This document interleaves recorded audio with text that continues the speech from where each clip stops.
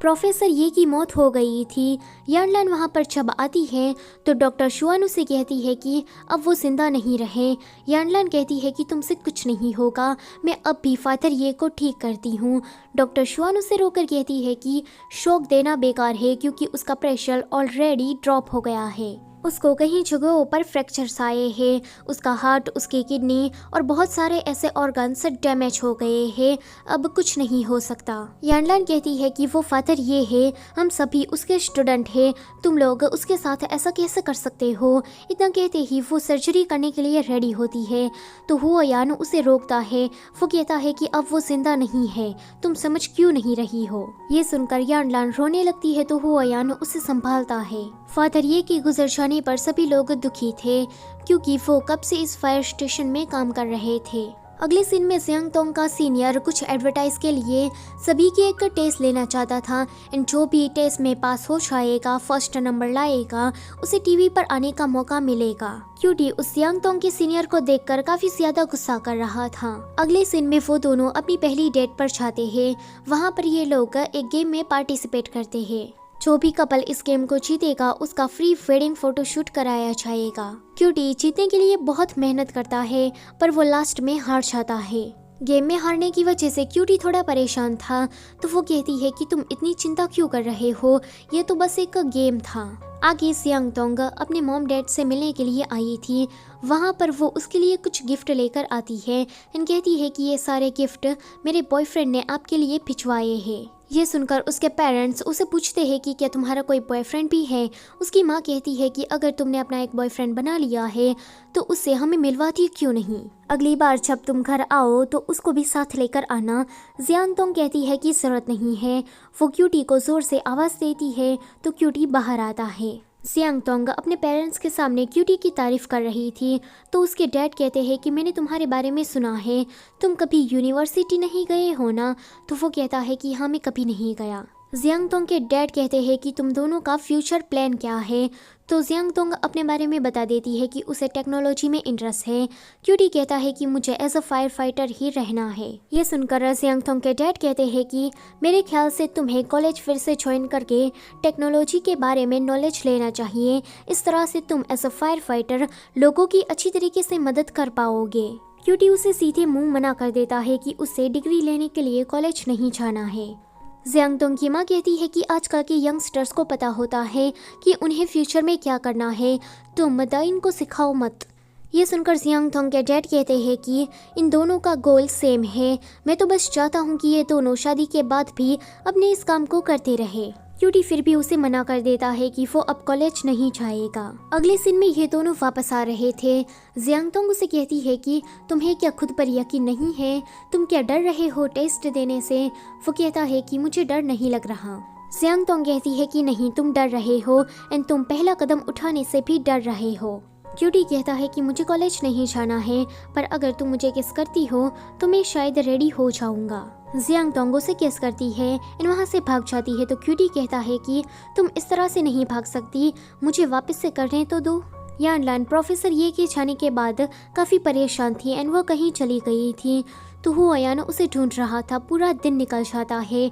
रात में जब उसे यानलान मिलती है तो वो उसे घर लेकर आता है। वो कहता है कि ये नूडल्स गरम गरम है तो जल्दी से इसे खा लो वरना तुम्हें ठंड लग जाएगी।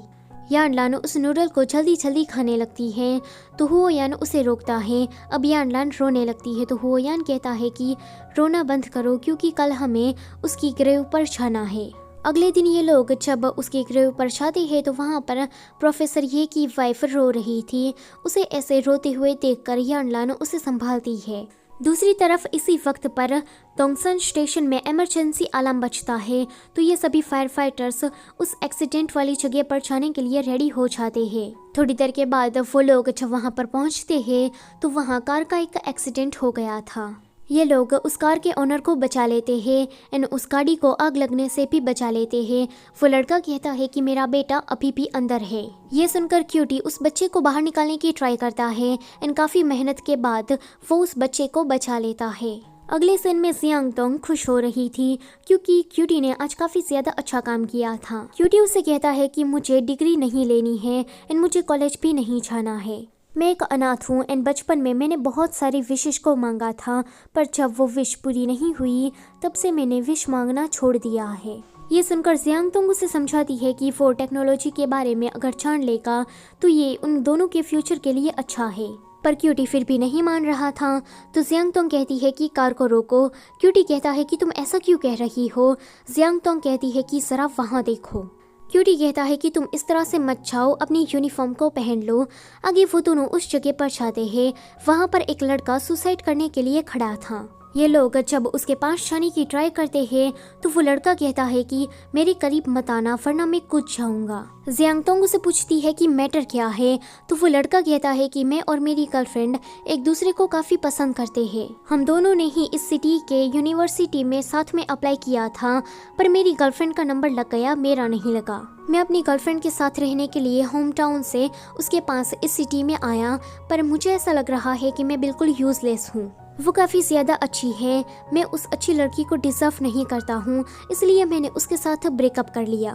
ये सुनकर क्यूटी उसके पास आता है। वो कहता है कि ब्रो, तुम्हारी सिचुएशन भी मेरी ही जैसी है।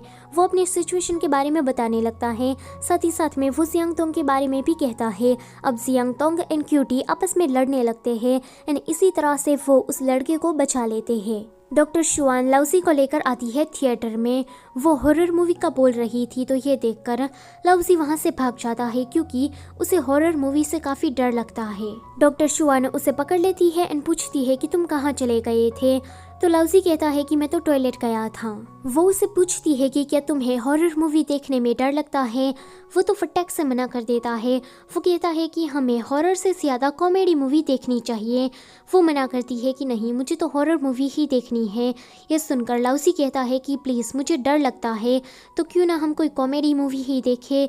डॉक्टर शुआन ये सुनकर हंसने लगती है और कहती है कि ठीक है। यानलान की कलीग अपनी ब्लाइंड डेट पर गई थी। उसका जो ब्लाइंड डेट था वो इंग्लिश टीचर था।